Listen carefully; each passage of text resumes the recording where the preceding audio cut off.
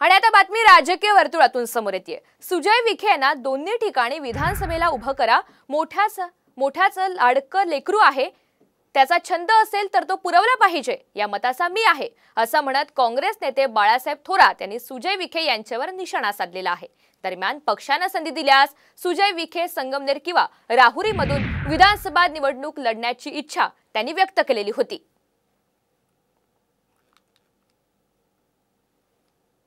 नाही, आता शिर्डी विधानसभा नामदार राधाकृष्ण विखे पाटील साहेबांच्याच नेतृत्वाखाली लढली जाईल अशी माझी अपेक्षा आहे।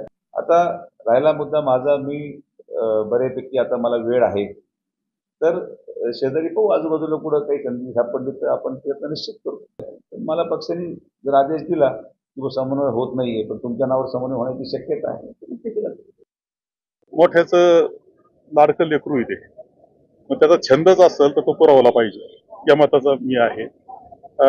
पक्षानं नाहीतरी पालकांना पुरवला पाहिजे, तो लेकराचा छंद आहे।